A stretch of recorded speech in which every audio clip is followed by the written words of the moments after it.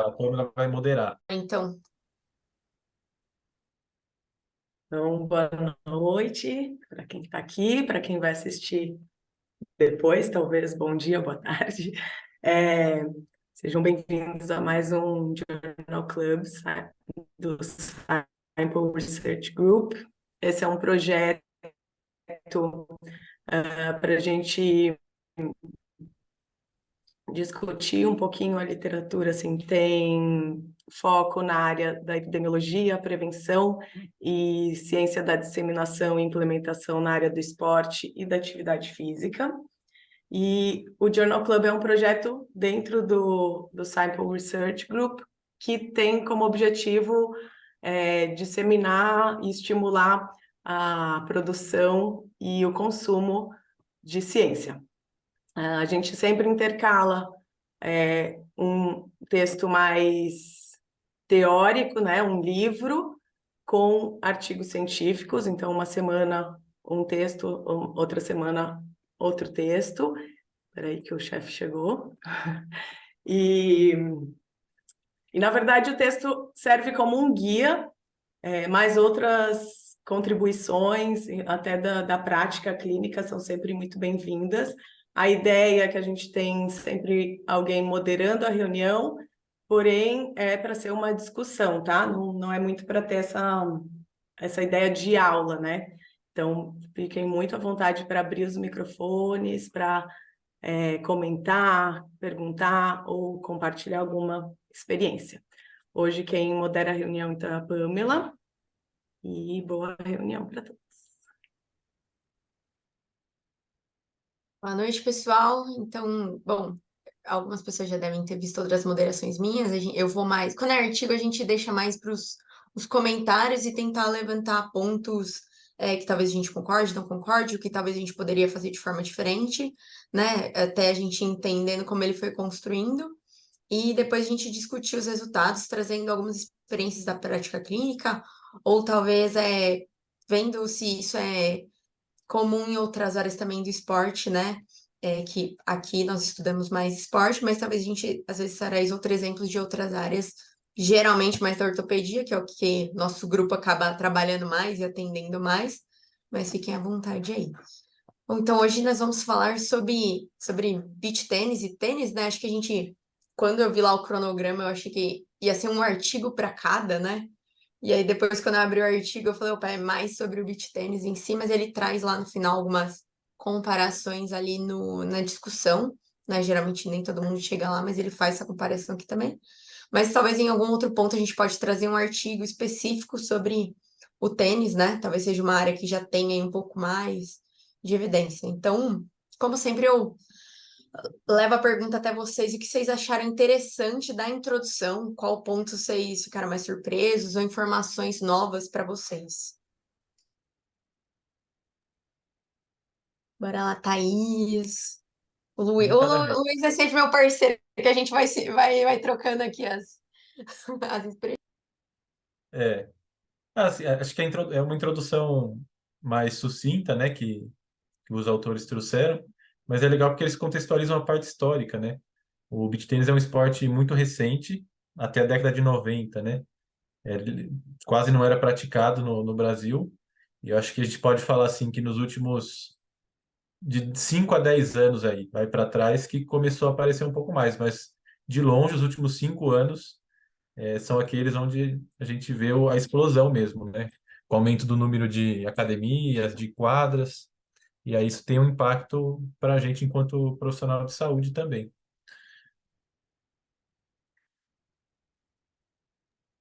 Outra pergunta, uma pergunta agora é: alguém aqui já praticou beach tênis? Alguém aqui já jogou? Como um bom tenista já, Eu já, joguei uma já vez, achei bem bacana, fiz tipo uma aula experimental e tal. Achei bem legal, nunca tinha jogado, mas foi ano passado também, é uma coisa mais recente, não tava muito no meu radar. E aí eu comecei a ver a galera praticar, assim, e tal, e aí eu achei bem bacana, fiz uma aula, achei legal. Então você já jogou tênis? tênis eu nunca joguei tênis. Não. Não, que é bom para a gente fazer o comparativo do que é mais fácil, jogar Bom, tênis ou jogar beach tênis. acho que um dia eu vou ter que fazer uma aula de tênis. Faz, depois você me conta. Bom, bom, então é isso. Ele traz aí, a introdução é bem sucinta, tem 4 parágrafos aí, trazendo o último objetivo. A gente tem visto algumas introduções um pouco mais longas, né? Então ele traz mais contexto histórico mesmo. E aí ele vai para o objetivo dele, né? Que seria descrever a epidemiologia do beach tênis, né? Das lesões no beach tênis, lá num local específico, né? Da França, né? Se eu não, na França, isso de uma ilha lá, e aí ele faz um estudo transversal, né? Alguém saberia me dizer para que serve o estudo transversal?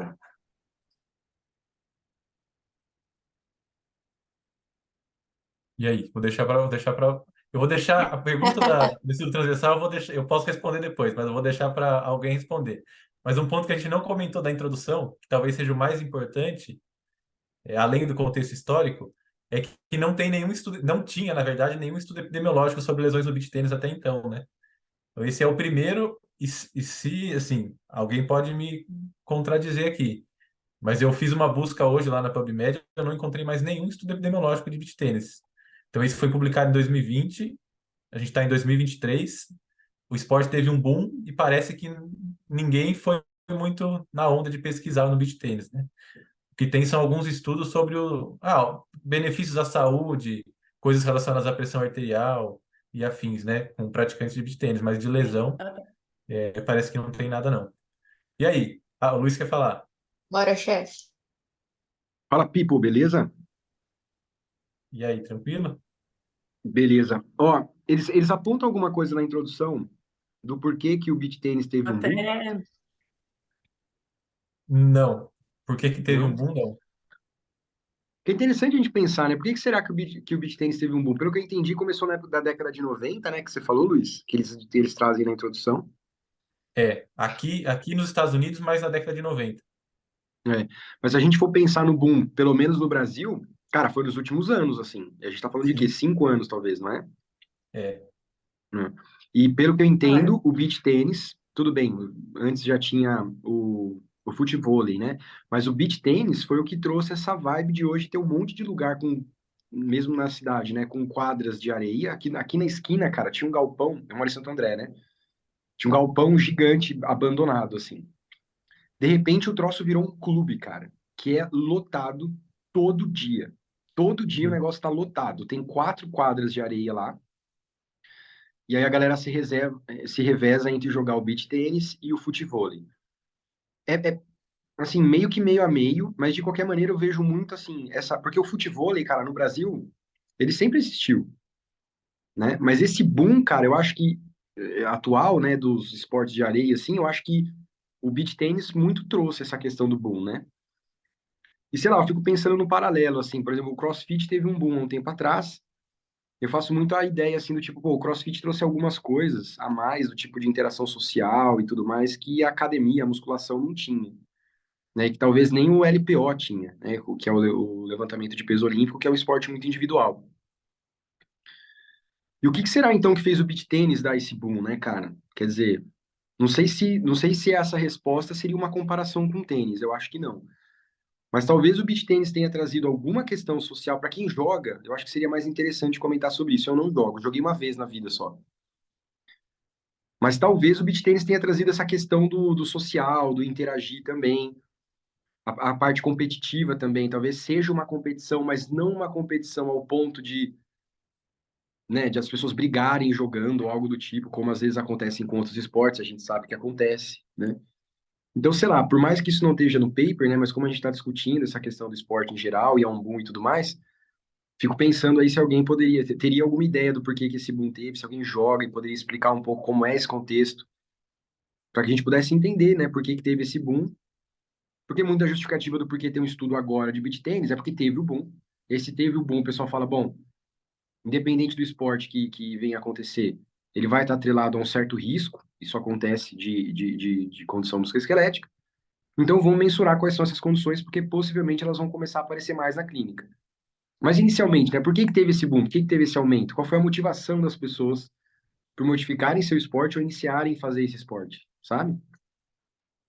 Fica aí a questão. Se alguém puder ajudar nessa discussão, já tiver participado aí de. Eu ouvi algumas especulações, mas vou falar especulações sobre a questão de ter sido um esporte que foi, né, durante a pandemia, assim, por ser mais aberto, um espaço mais aberto e tal, que poderia ter aberto um pouco antes, sabe? As pessoas poderem voltar um pouco antes a praticar. Eu tenho dois pontos principais. O Taka até colocou alguma coisa aqui, seria legal depois ouvir. Ele falou que é uma modalidade democrática, né? Qualquer pessoa consegue jogar. Para mim, um dos pontos é esse, porque, assim, quem joga tênis sabe que o tênis é chato, é muito, um esporte muito técnico, difícil de aprender, né? Por isso que eu até perguntei para a Pamela. E aí tem muita gente que começa a jogar tênis e é muito difícil de você evoluir. Você tem que treinar muito para evoluir um pouquinho. E aí quando surgiu a oportunidade de um esporte, né, que tem um ambiente já mais agradável, que é o que o Luiz falou, a parte social do beach tennis também, que para mim é o outro ponto, né? É muito forte porque querendo ou não, a areia te remete à praia já, a galera já fica mais animada. Geralmente no beach tênis, quem frequenta essas academias de areia, né? Rola um churrasquinho, rola uma cerveja, a galera se divertindo. Não tem tanto uma pegada de assim, negócio sério igual o tênis. Se você for numa academia de tênis ou num clube e começar a conversar com alguém do lado da quadra, os caras vão começar a olhar para você, vão mandar você sair dali, ou vão pedir para você diminuir o volume. Então, é um lugar muito mais chato, assim, né? E aí você junta um ambiente chato com um esporte difícil de aprender. Quando teve a oportunidade de você praticar uma modalidade mais democrática, no sentido de ser um pouco mais fácil, qualquer um joga com. Se você pegar a raquete hoje e ninguém te der nenhuma instrução, o beach tênis você joga. O tênis vai ser mais difícil você conseguir jogar, assim, jogar de fato, né? Então, por ser mais acessível, um ambiente mais gostoso, eu acho que contribuiu para o aumento, né? E essa parte social, porque querendo ou não, você consegue se divertir um pouco mais, ter mais gente do lado, e música, e troca ideia. Então eu vou muito por esse caminho aí.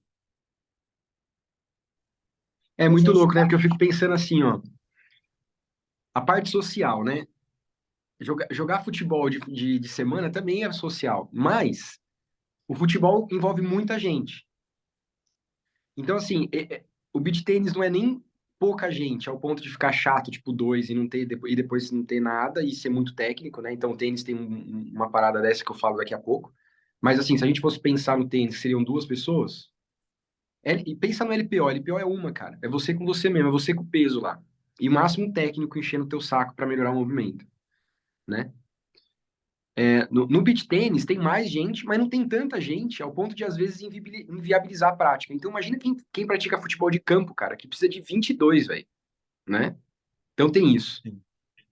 Um outro ponto é que, por exemplo, o LPO, quando você treina LPO, eu tô treinando LPO agora, né? E o ambiente, ele é super, assim, apesar de ser competitivo, uma pessoa tá competindo com a outra, mas você vê que os adversários ficam felizes quando você consegue levantar peso, né? Diferente de alguns esportes, por exemplo, que você quer que o outro se ferre, tá ligado? Mas no LPO não, você fica assistindo o cara, quando o cara levanta, você vai lá comemorar com o cara, né? Só que ele é extremamente técnico, mas ele é tão técnico ao ponto de realmente ser chato para praticar. Então a parte social, por exemplo, do LPO, no sentido social, no sentido de apoio social, é grande, mas a técnica faz com que ele seja complexo nesse ponto. O futebol, a parte social é grande, mas ele tem o lance da técnica, que eu acho que tem também. Então, por exemplo, hoje no Brasil, por exemplo, pra você jogar de final de semana tal, dependendo do grupo, você tem que ter uma certa técnica, senão a galera começa a te olhar torto e você não consegue fazer parte do grupo. Que é o que talvez você estava falando do tênis, né, Luiz? Que acontece no tênis também. Então, por exemplo, qualquer pessoa pode jogar? Pode. Quer dizer, inicialmente, qualquer pessoa pode chegar lá e chutar uma bola ou bater uma bolinha, seja errado ou qualquer coisa assim. Mas que bate na bolinha, e seja para onde que ela for, enfim, mas bate. Agora, se você bater na bolinha, ela fazer aquele voo para cima, assim, depois pingar na quadra, vai todo mundo te olhar de lado e falar assim, puta que pariu. E aí você já sente isso socialmente falando, né? Quer dizer, os caras estão me olhando torto, né? E do futebol ainda tem um outro ponto, que é o esporte de contato. Então, como é esporte de contato, vira e mexe, você dá um encontrão no cara, deu briga. O beach tênis, ele não é técnico assim, ele pode ser, mas a prática de hoje em dia natural, ele não é técnico ao ponto de ser chato. Então ele é inclusivo ao ponto de qualquer um bate a bolinha e tá tudo certo. Ele não tem tanta gente ao ponto de ser inviável. Ele não tem contato ao ponto de gerar briga. E ele permite a sociabilidade depois, churrasco, etc, etc, né? Então parece que é um comboio assim que dá certo, né, cara, no final no final do dia ele dá super certo assim, né? Então não sei se é isso, mas né, remete a gente a pensar que todos esses fatores em conjunto, uns mais, talvez uns menos, enfim, a gente não consegue hoje talvez dar peso para o quanto que um aspecto contribua menos ou mais que outro, mas o que a gente tem visto é que isso aí colocado no balaio parece que está dando super certo, né? Tá um monte de gente praticando aí, e o que é ótimo, porque estimula as pessoas a procurarem fazer atividade física, né? Ah, e um outro ponto bom que você levantou, né? Areia remete praia, remete relax, tô de boa, né, você joga descalço, então você tá tranquilo, tal. Então isso daí também é uma coisa bacana, né, de pensar. Bom, legal, apesar disso ser extra artigo, mas acho que lembrando que as nossas discussões aqui não ficam só no artigo, né? Então a ideia é que a gente, né, reflita sobre o que está acontecendo e por que que esse artigo surgiu agora, por que que não tem estudo anterior. Então é por isso, né? Está sendo levantado, discutimos aqui um pouco por que que está acontecendo esse boom. E aí, agora, beleza, agora entendido esse boom, talvez a gente vai encontrar mais pessoas com algumas condições relacionadas ao BitTennis, e aí a gente entra no artigo específico para entender quais seriam essas condições de maior probabilidade de talvez a gente encontrar na clínica, né?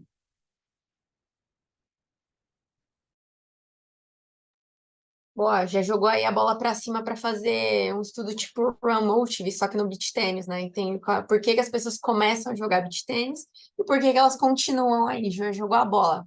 Quem quiser. Pois é, e o que que vai acontecer? Todo mundo vai ver isso, vai falar assim, nossa, super legal. Aí nós vamos lá, nós faz, e aí ninguém quer publicar, né? Então, assim, não consigo entender isso, mas tudo bem, acontece. Vamos lá.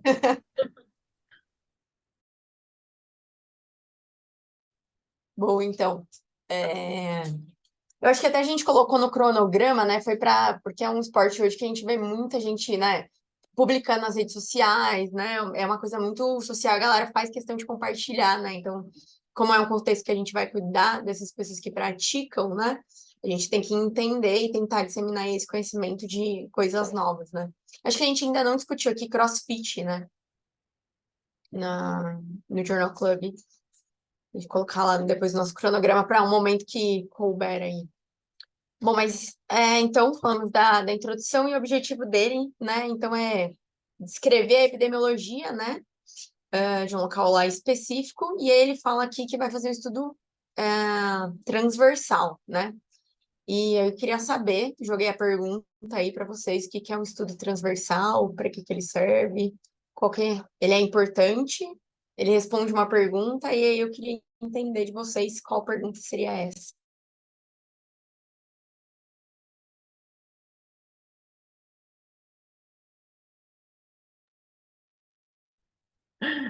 Ninguém? Não, gente, eu sou sempre eu que estou tendo que responder a prova aqui, hein? Pelo amor de Bora, Deus. Ana. Já Não sei, é é para ver peito de prova. intervenção, acertei? Pelo amor de Deus, velho, isso aqui já vou responder. Não é isso, porque Não. apesar de depois parar o vídeo É, agora, né? Eles vão falar daqui a então pouco, mas não é isso, pessoal, é brincadeira, tô brincando. já faz esse corte aí, já ferrou tudo. Acabou a reputação do professor. Então, o estudo transversal, na verdade, se pegar uma linha do tempo, né? É quando você faz um estudo ali em um período do tempo, né? Por isso que é o transversal ali. Nesse caso, nesse estudo, foi retrospectivo, né? Então, eles fizeram um questionário, mas olhando para trás. E é isso, foi através de um questionário, que acho que a gente vai detalhar mais. E serve para, por exemplo, falar aqui. Nesse caso, esse tipo de estudo serve para ver, por exemplo, prevalência de lesão. Porque eu não fico acompanhando, então não sei sobre novos casos, mas eu sei sobre os casos que estão acontecendo ali. Boa. Vai lá, Luiz. Eu já vou polemizar já. Polemizar não, mas eu vou aproveitar que o chefe está aqui, que o chefe é epidemiologista também. Se um estudo transversal, é um estudo observacional, né, que vai fazer avaliação num único ponto do tempo ali. Aí ele é usado muito para a gente medir prevalência, beleza. Aí nesse caso, ele falou que fez um estudo transversal.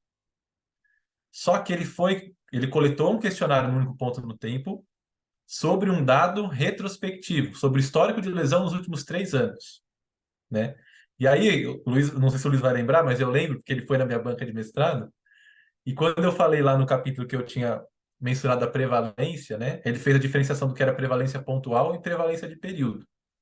Aqui, Luiz, o cara chamou o que ele fez de incidência, num estudo retrospectivo. Seria uma prevalência de período, certo ou não? Ó, vamos pensar assim, o que que é incidência? Incidência são novos casos. Para eu mensurar novos casos, o que que eu preciso ter? Eu preciso, vamos supor que eu comece hoje a analisar. Eu preciso que hoje eu conheça as pessoas que não têm o caso de interesse. Então, aqui, por exemplo, nessa sala, eu perguntaria nessa sala assim: vamos supor que a gente está vendo a incidência de dor. Nessa sala eu tenho 10 pessoas. Uma pessoa já tem dor. Então, ele é um caso prevalente. Se eu quero ver a incidência de dor, eu mensuro hoje quem tem e quem não tem. Quem não tem é 9 em 10. Essa vai ser minha população de interesse. Porque na semana que vem, eu vou perguntar para essas 9 se alguém desenvolveu dor. Quem me falar que desenvolveu é um novo caso. A pessoa que já tinha dor não é um novo caso, que ela já tinha. Então, a pessoa que está com dor hoje, na semana que vem, se ela continuar com dor, ela já tinha. Então, ela não é um caso novo, ela não entra na conta da incidência. Então, se você vê, para eu falar de incidência, eu preciso necessariamente ter um ponto hoje com as pessoas que não têm o desfecho, acompanhar elas para frente, ou seja, prospectivamente falando, e avaliar quem desenvolveu o novo caso. Não me parece que foi o que o estudo fez, né? Então, por exemplo, se a gente perguntar o que aconteceu nos últimos 3 anos, né, é uma prevalência de período olhando para um período para trás. Porque eu poderia ter uma prevalência de período olhando para frente também, né? Então, se eu incluísse, por exemplo, essa pessoa que já tinha no cálculo da incidência, eu tenho uma prevalência de período de uma semana. São os casos novos que desenvolveram em uma semana, mais os casos já existentes. Concorda? Sim. A prevalência pontual seria aquela única pessoa hoje, por exemplo, que eu estou perguntando se tem dor ou não. Essa é a prevalência. Então, veja que, pelo que eu entendi do estudo, se ele é um estudo de fato transversal, e aí isso confunde um pouco, porque ele é um estudo transversal com uma pergunta retrospectiva. Então, a pergunta é retrospectiva, mas o desenho de estudo não é, porque para um estudo ser retrospectivo, eu preciso ter tido um acompanhamento anterior, e eu estou fazendo uma análise desse acompanhamento anterior. Isso seria um estudo retrospectivo. Se ele é um estudo transversal, eu estou perguntando hoje, mas eu posso usar perguntas retrospectivas, até aí tudo bem. Mas ele é transversal porque eu estou num ponto do tempo perguntando sobre alguma coisa, tudo bem, do passado ou daquele próprio ponto do tempo, tá? Então a pergunta que eu faço, e aí vocês já vão ver que eu não li o artigo, é o seguinte: esse estudo disse que fez pesquisa de prontuário, por exemplo, porque se eu tenho uma pesquisa de prontuário, então vamos supor que os indivíduos foram acompanhados no passado, eu decidi fazer o estudo hoje, mas eu peguei esse acompanhamento que está registrado em prontuários, que foram acompanhados prospectivamente, mas isso aconteceu no passado. Se esse foi o caso, eu teria um estudo retrospectivo, ou, dependendo, eu poderia até chamar de um estudo de uma corte histórica. Se esse for o caso, falar em incidência pode ser possível, né? Eu tenho que garantir que no ponto inicial desse pessoal que coletou o dado no passado, que no ponto inicial eu estou considerando as pessoas que não tinham e quantas desenvolveram até o período final de observação. Eu teria que garantir isso, que é difícil, não é fácil, mas não seria impossível. Mas eu não estou entendendo que foi isso que eles fizeram. Estou entendendo que eles fizeram assim, ó, Luiz, nos últimos 3 meses, quantas lesões você teve? Foi mais ou menos isso que eles fizeram. Sem um acompanhamento retrospectivo, é impossível eu determinar se o ponto que o Luiz falou que teve lesão é de fato o ponto que teve. Por que que é impossível? Veja só, se eu perguntar para vocês, responde agora na lata em 5 segundos. O que vocês almoçaram no sábado passado? Tenho certeza que a maioria não vai saber responder nos próximos 5 segundos. E vou dizer ainda, e uma maioria menor, mas ainda a maioria, depois de 2 ou 5 minutos, ainda não vou conseguir lembrar com precisão. Ou seja, esse tipo de pergunta, ele não consegue ter exatidão do ponto do tempo que aconteceu. Se eu não consigo ter ponto do tempo que aconteceu, eu não consigo determinar a incidência. Então, eu chamaria isso de prevalência de período. Então, para a gente ter certeza agora, se há possibilidade de dele ter investigado a incidência ou não, vocês que leram, me ajudem aí a determinar. O método dele foi, de fato, olhar histórico que foi acompanhado no passado, como, por exemplo, prontuário ou anotações de evolução de times e etc. Ou eles só perguntaram para os caras o que aconteceu no passado? Aí que para mim tá o problema, porque tá muito confuso na descrição. Uhum. Porque ele fala que coletou o questionário, só que ele coletou o dado durante todo o ano de 2017. Então, ao que parece, ele foi nas competições, foi nos locais de treinamento e aplicou o questionário. Só que ele fala numa parte do método que não sei se foi para todas as lesões, mas que para algumas lesões ele olhou registro de prontuário ou confirmou o diagnóstico com o médico responsável pelo tratamento da lesão da pessoa. Então dá um negócio meio bem confuso assim, né? Só que no final ele acabou chamando de incidência tudo. Então pode ser, e tem uma parte que ele descreve as lesões, que ele faz uma descrição como se ele tivesse lá no momento que a lesão aconteceu. E aí você fica, pô, o cara parece que ele registrou o histórico de lesão da pessoa, mas também as lesões que estavam acontecendo ali no momento, né? Então tá um negócio meio Entendi. confuso. Bom, de qualquer maneira, se ele juntou os dois, né, vamos supor que ele tenha feito incidência, mas ele juntou também com o histórico, vira prevalência, porque Sim. incidência são só os casos novos. Se eu misturo o caso novo com o caso existente, isso vira prevalência. A salada vira se ele misturou dados existentes. Então, imagina que ele misturou assim, né? Se ele misturou casos novos, casos existentes e casos prévios, aí é meio que uma salada mesmo. Então, assim, na verdade, eu precisaria ler com mais cuidado para entender exatamente o método que ele usou. Eu, né? Vocês leram, mas eu precisaria dar uma olhada lá. Mas pelo que eu estou entendendo que vocês disseram, ele não tem uma medida pura de incidência, não, pelo que eu estou entendendo. Talvez até seja possível no método que ele usou calcular a incidência. Mas pelo que eu estou entendendo que ele está reportando, não. E aí eu vou pedir, Pamela, se você puder, eu acabei fugindo aqui, eu fui ali pegar um negócio. Qual que é o objetivo do estudo primário? Ele tem isso escrito com clareza? Ele coloca assim: o objetivo é descrever a epidemiologia das lesões no beach tênis por meio de um estudo transversal, com um questionário transversal, um survey. E aí ele fala que ele está com interesse específico em determinar a incidência das lesões agudas e crônicas relacionadas ao beach tênis, identificando diferenças entre lesionados e não lesionados. Legal. Em que revista foi publicar? Physician and Sports Physician Medicine. and Sports Medicine. Tá. Eu tô achando que tem algumas coisinhas aí que não estão cabendo muito, não. Eu diria assim, a maior, eu não sei se é isso, mas a maior probabilidade é que ele não reportou dado de incidência, então consideraríamos uma prevalência de período, tá?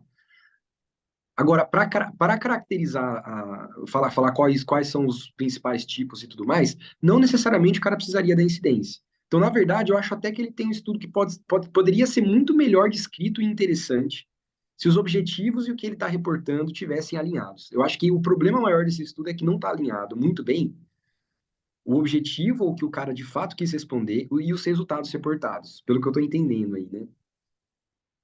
Então, assim, não sei se vocês concordam comigo, aí vocês podem tentar né, refutar Totalmente. ou confirmar o que eu disse, mas Não, eu também fiquei com a mesma sensação, assim, e eu acho que por isso que eu quis trazer esse ponto, né? Porque às vezes o cara que não sabe diferenciar os métodos e para que cada tipo de estudo serve, ele vai ler isso e vai interpretar de uma maneira errada. E eu acho que o nosso papel aqui é tentar desmistificar, né, e explicar para o cara o que é isso, né? Então, eu quis trazer, porque eu fui lendo e falei, não, isso aqui não tá batendo, o objetivo com o método não tá batendo, né? Então, não seria para mim, né, na minha interpretação. Então, não seria um artigo provavelmente que eu continuaria lendo, né? Então, a gente vem falando, né, pontos específicos, opa, a pergunta bate com o método? Se bate, a gente continua lendo e interpretando, né? Se não, vamos ler com um pouco mais de cautela, se é a única evidência que a gente tem, né?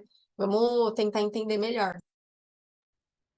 E a gente tem que entender o contexto do estudo também e tal. Então, assim, a gente não tem todo esse contexto, né? Ninguém vai ficar metendo pau em ninguém. A questão é exatamente o que você falou, Pamela, é entender que talvez a gente tenha que ler com um pouco mais de cuidado e atenção, né? Porque vai ser um pouco mais difícil de interpretar as coisas, porque ele tá meio que, né?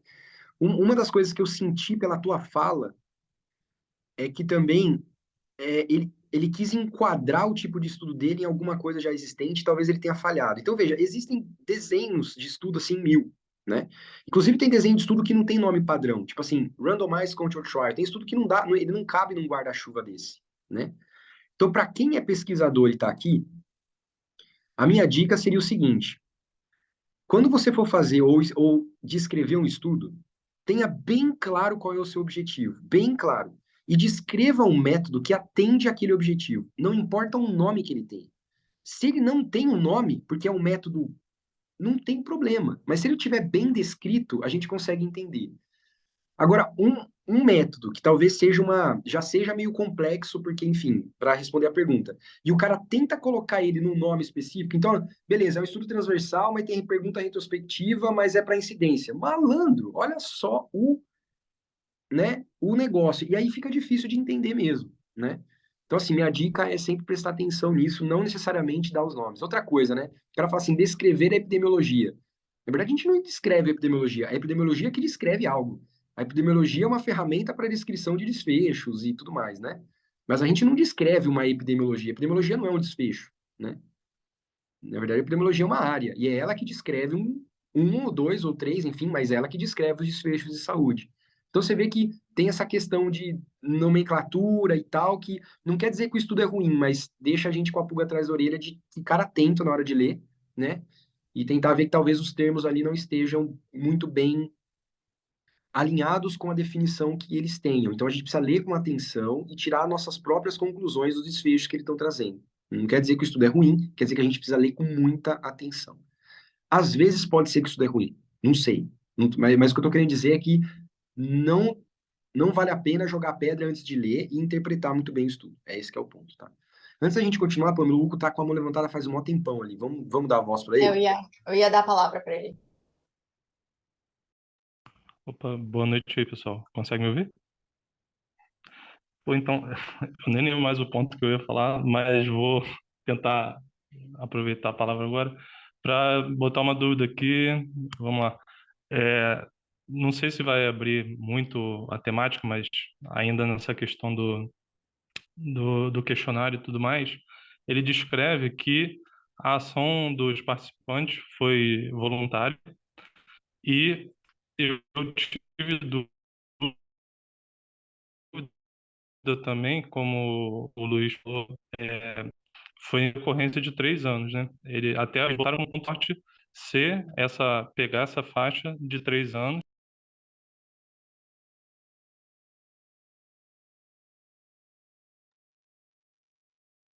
Fechou seu microfone, Hugo. Eu acho que caiu. Alô? Tá Estamos ouvindo a ouvindo. gente?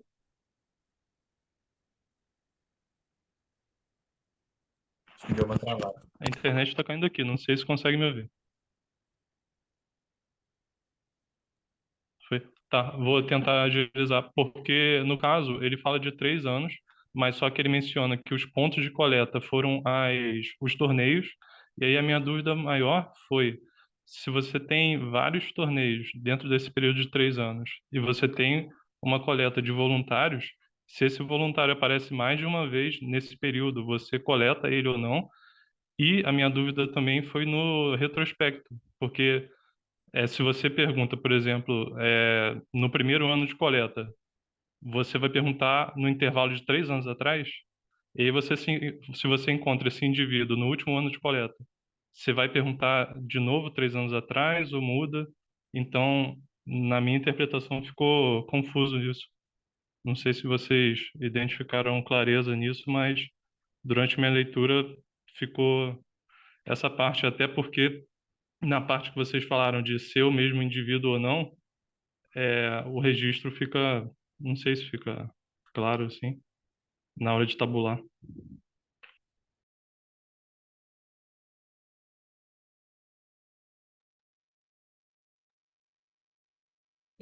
Acho que, assim, o que o Hugo comentou é uma coisa que não está tão claro no estudo, viu, Hugo? Não sei se você achou algum ponto que deixa claro, mas eu vou muito na linha do que o Luiz comentou de você estar alinhado com a pergunta, né?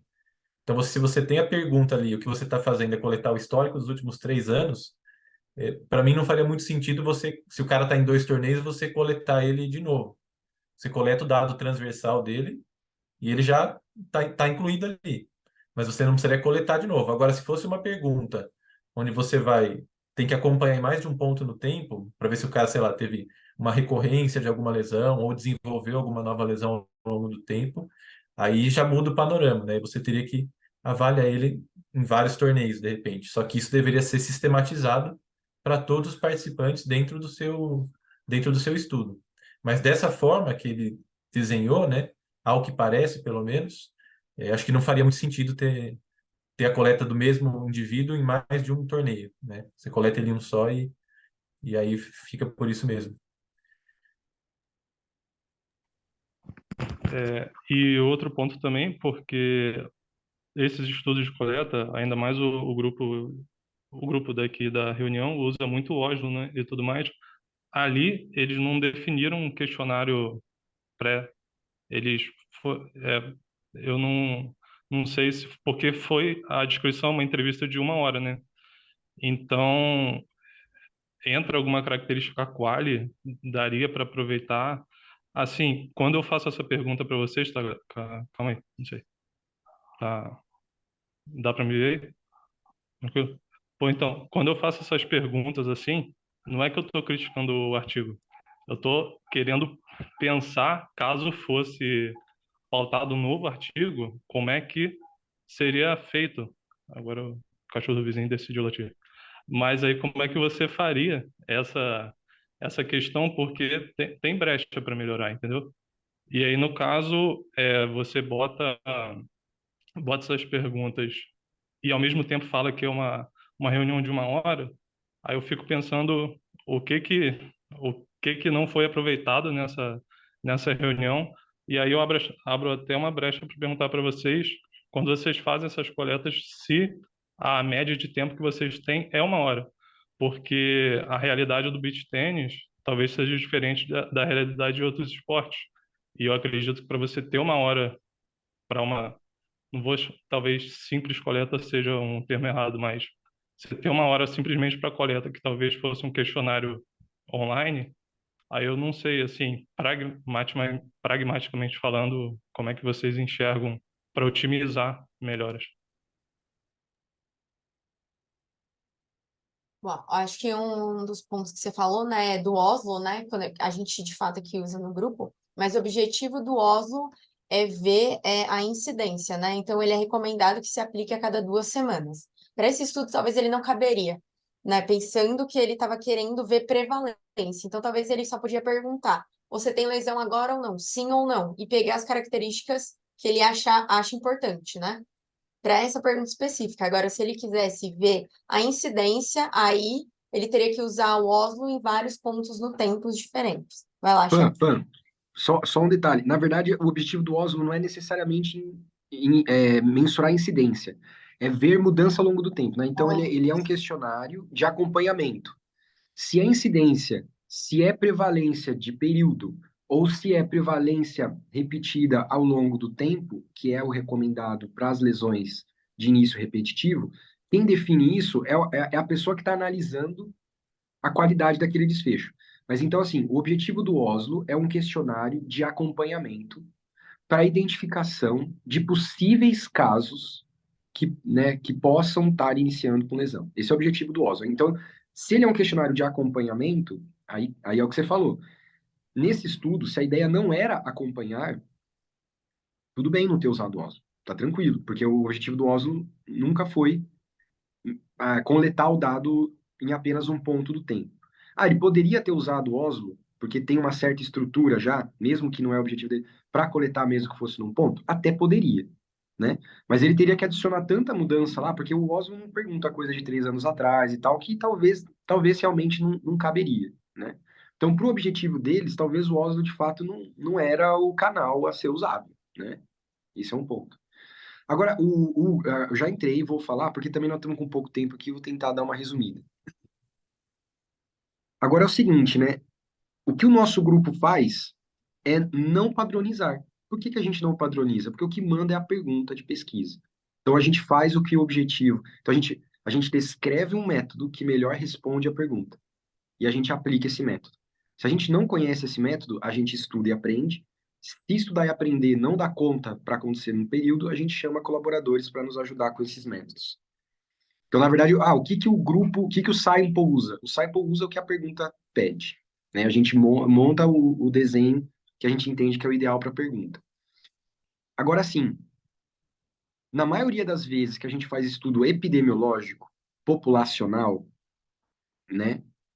A gente quer atingir um grande número de pessoas. Uma entrevista de 1 hora com cada pessoa é bastante inviável, cara. É bastante inviável. Então, o que a gente faz é a construção de questionários online, onde a gente tenta fazer com que. Agora me lembra aí, Pamela, não sei se é a média ou se é o máximo, ser de 5 minutos. Acho que é máximo, não é média, é máximo, né? O máximo de tempo de resposta. É isso, né, Pamela? Ou não, é média.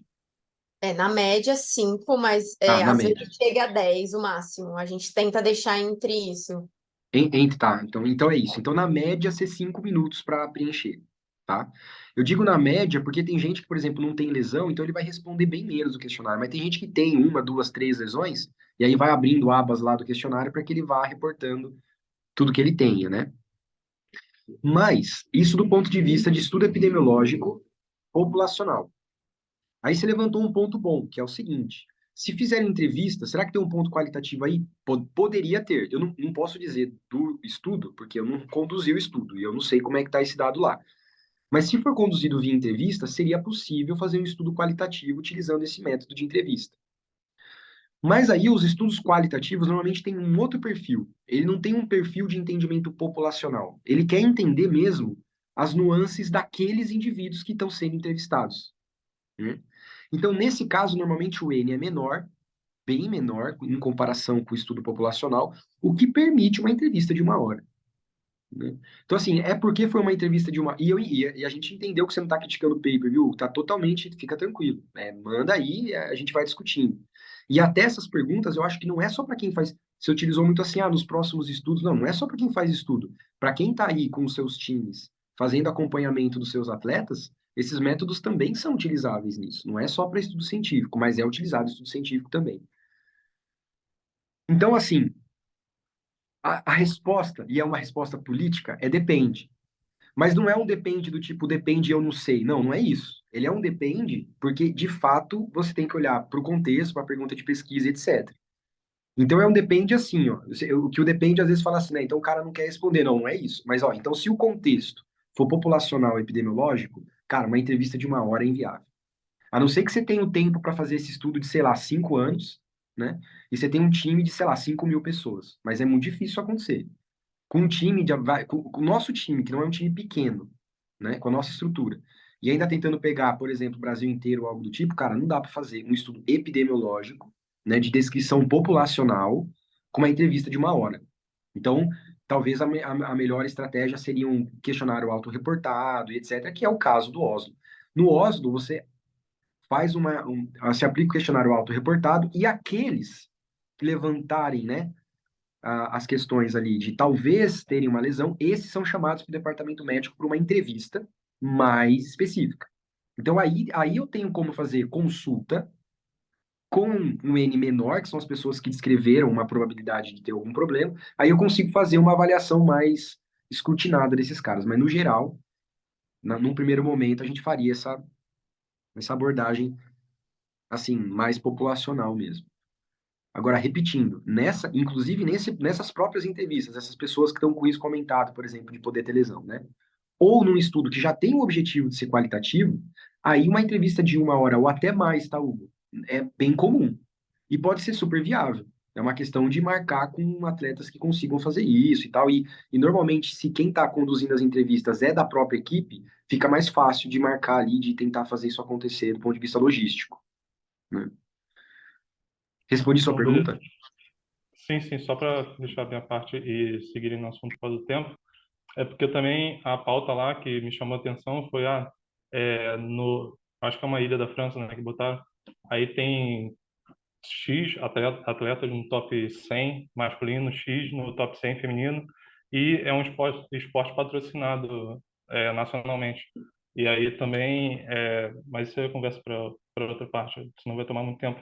Porque eu vejo em outros locais, talvez mesmo com essa característica de ser um esporte patrocinado nacionalmente, você ter essa característica de implementação de uma rotina para pegar mais de 200 atletas, ter que adaptar algumas coisas, mas foi nesse teor aí minha pergunta.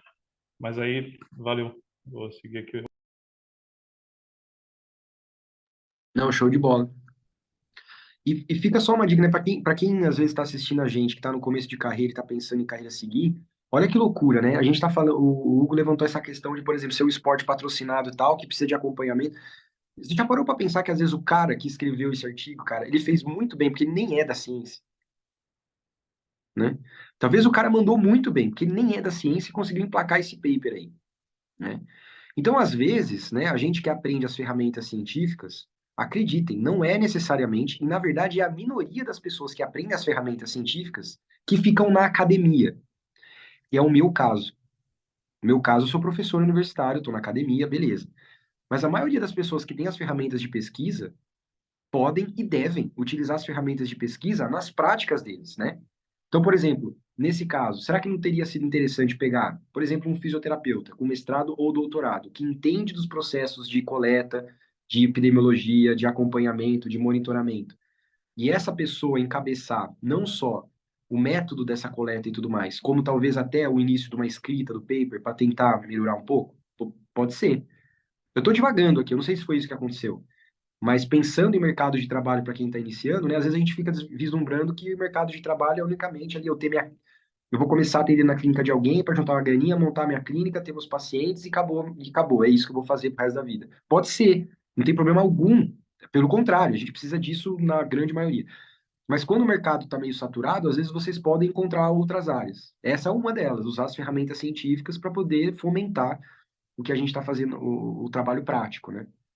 Outra delas, por exemplo, é ser cientista de dados, que é o que alguns do grupo aqui até acabam fazendo também e tudo mais, né? Então, para oportunidades de trabalho também vale a pena esse tipo de discussão, né? Mas vamos tentar terminar. Ou terminar, talvez não, mas assim, sei lá, a gente já falou do método, basicamente, né, Pamela? Então, acho que a gente pode talvez fechar ali com os resultados principais e, sei lá, se tiver alguma coisa interessantíssima da discussão, a gente aborda. Bom, bom, então assim, vamos para o resultado. Ele teve ali 206 atletas, né? E aí, só que aí também o jeito aqui que ele reporta o resultado fica confuso também, de novo, que ele fala que teve um total de 178 lesões, né, em 92 jogadores, né, e aí ele fala que a incidência foi de 1,81 lesões por 1.000 horas de beach tennis jogadas.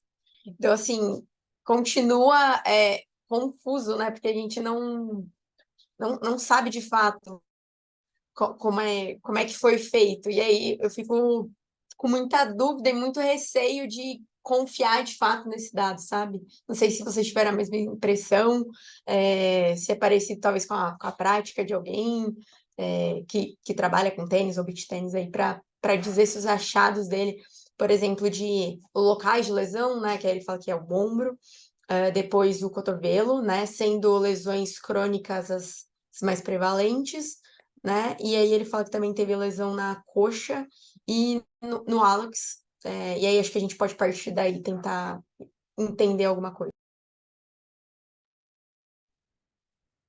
Acho que o primeiro ponto é esse que a Pamela comentou, fica confuso porque ele utilizou uma medida ali, né, que é a densidade de incidência, né, que ele fez o controle do número de lesões ali pelo tempo de exposição, só que esse tempo de exposição não foi calculado prospectivamente, né? Ele pegou um histórico ali médio do quanto a pessoa jogava por semana e deve ter feito uma conta pela média que a pessoa, pela média que a pessoa reportou no questionário transversal, e aí ele fez essa medida controlada pelo número de horas de exposição, né? E aí, qual que é o problema, né? Então, por exemplo, vamos imaginar que ele fez isso num período de um mês, para ficar mais fácil. Eu sei que o período não foi um mês, mas para ficar mais fácil da gente pensar, vamos pensar em um mês. Melhor, vamos pensar em uma semana. Naquela semana, vamos supor que o cara reportou uma lesão e ele naquela semana teve uma exposição X.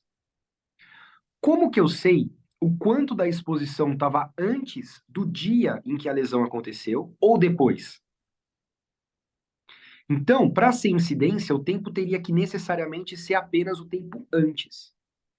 Se eu somar todo o tempo, colocar o antes e o depois, eu estou misturando um tempo que poderia ser causal com um tempo que pode ser consequência.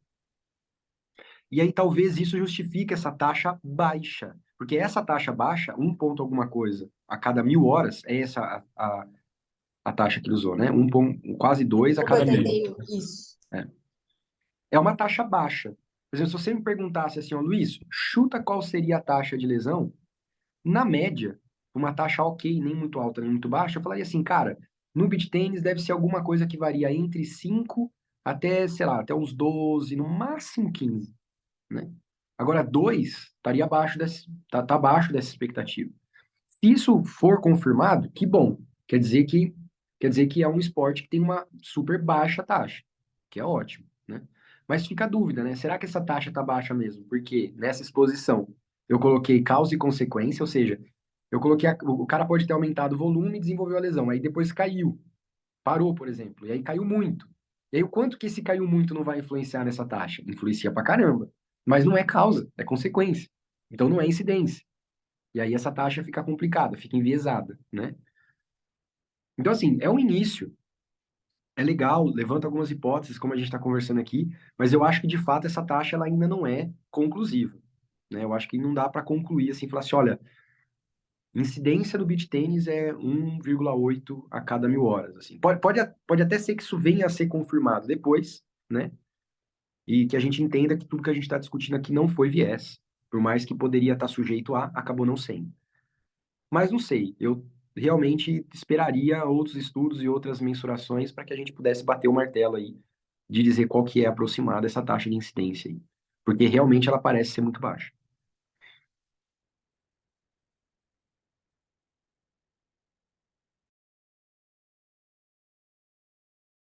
Bom, não sei se acho que a gente tem que encerrar. Alguém queria fazer algum outro comentário, alguma pergunta, alguma coisa? Eu acho que talvez nem dê para a gente continuar ou começar algum outro ponto, né? Porque tem gente que tem aula agora.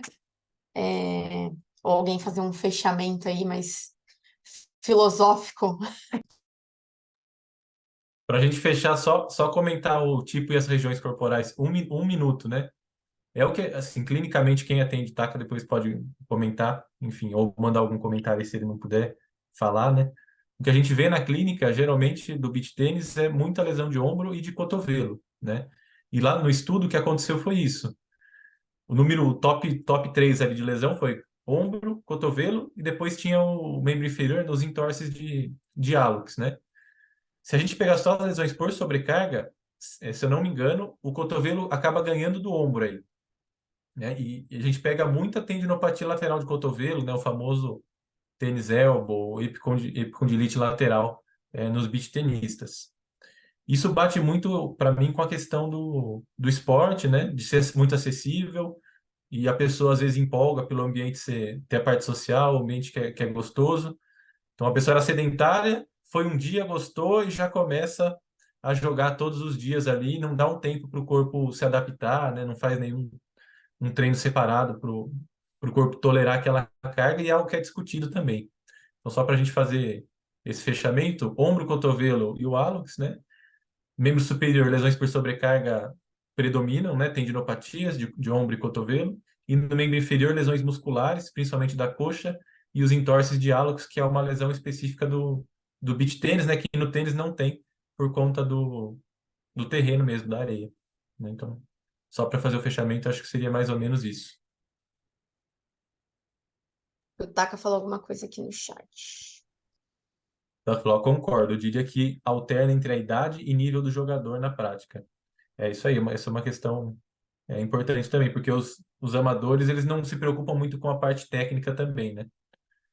O beach tênis, o cara começa a jogar, ele não tá nem aí. Do jeito que ele consegue ali, bate a bola, tá beleza. Né? Ele não É quer que tá aprender a valendo, pô. técnica. Tá valendo. Bom, então, Olha, acho que eu diria que ele até se preocupa. O problema é que o cara não consegue. É diferente, né? Pode É ser. diferente. Eu lembro que quando eu tava jogando lá, a única vez que eu joguei, teve um cara que colou do meu lado lá, o cara resolveu ser o meu professor. Tá bom. E o cara, não, não é assim, porque é assim. Aí eu bati o cara, não, porque assim, cara, eu quase dei uma raquetada no cara. Eu falei, cara, vai tomar no, né? Porque eu falei, mano, eu tô querendo brincar aqui, jogar com a galera, e o cara lá, não, porque não sei o que lá, porque não sei o que lá. Mas o que eu tô querendo dizer é que, né, me colocando na camiseta do total amador, nada a ver e tudo mais, às vezes a gente só quer bater na bolinha lá que se ferre. Então, e às vezes a gente quer fazer isso com a melhor técnica que a gente acha que é possível. Mas a hora que o cara fala, não, não é assim, é assado, e a gente, né, não consegue, aí você tem duas opções, você para ou você continua com o que você tem, velho. Entendeu? E é isso. E às vezes o continuar com o que tem não é o ideal do ponto de vista, né, biomecânico, cinético e tudo mais. E aí talvez tenha esse lance de lesão. Uma coisa que eu fiquei curioso, apareceu entorse de tornozelo na lista, não? Mas não é das principais, assim, tá de longe das principais. Interessante, cara. E no tênis, assim, no tênis é a número um, né? No tênis é a lesão número um, só que aí tem uma questão metodológica que fica para outro dia. Porque a definição de lesão que ele usou é diferente, né? Se a gente usasse o Oslo, por exemplo, no estudo de tênis, muito provavelmente no amador ia aparecer muita lesão por sobrecarga, né? Só que você pega os estudos, o que predomina é a lesão aguda, principalmente em torce de tornozelo. O Hugo fez uma questão aqui do warm-up, tá meio confuso esse conceito do warm-up, Hugo. Eu entendi como sendo o tempo que ele leva aquecendo, né, antes de começar a jogar. Né? Como se ele faz um aquecimento previamente ao início do jogo. Né? Em quanto tempo, em média, ele faz isso? Aí eles viram que os profissionais acabam tendo um tempo maior ali de aquecimento. Bom, então, acho que fazendo um fechamento aqui, é, leia um artigo, quando for ler, se for ler, leia com um pouco de cautela, tentando entender por que que a gente entrou nesses pontos mais metodológicos para tentar entender o que ele fez, como ele fez, né? Ninguém aqui está batendo no artigo, mas a gente queria entender aonde ele queria chegar e como ele fez para isso, mas é um bom, acho que ponto de partida aqui para um esporte que tem sido aí tão, né, crescido em tão pouco tempo, né? Fica aí uma brecha, talvez, para a gente investigar. Quem é pesquisador aí tem interesse na área, talvez fazer estudos. Acho que é quase a minha fala em todo artigo que a gente lê. Sempre tem uma brecha, alguns gaps aí que a gente pode é, ir fechando e estudando. Então, sempre tem pesquisa para ser feita nessa área de esporte. A gente vê cada vez mais aqui, todas as áreas que a gente está vendo que tem vários gaps, tem coisa para ser estudada. É, e acho que é isso, não sei, acho que o Hugo mandou mais alguma coisa aqui, não?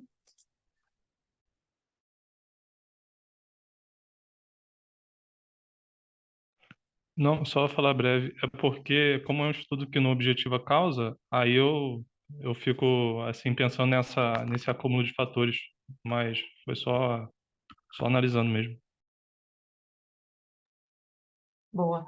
Não, aqui, presidente nada, presidente é você, filho, chefe do grupo aí. O BO é teu. Não, mas sempre tem bastante lacuna aí, a gente sempre deixa ideias, né, para a gente poder melhorar aí na área e todo mundo ir crescendo e a gente poder entregar o melhor ali pro paciente, que o objetivo é esse. Bom, então, decretado, Luiz, por favor, faça seu sinal aí de decretado fim, sextou, segundo o Luiz Augusto. Valeu, galera, quem compareceu aí, Taca, chefe, Hugo, Luiz, Thaís, valeu aí. Valeu, pessoal. Boa noite. Até semana que vem. Até semana que vem, com discussão de livro. Nosso querido chefe estará aí presente, né? Porque estatística só com ele mesmo. Só a gente Não é e só tem comigo, não, mas eu vou galera tá, mas eu vou tentar estar assim. Fica tranquilo. É coisa de Luiz isso aí, velho. Mas beleza, até semana que vem, galera. Tchau, tchau.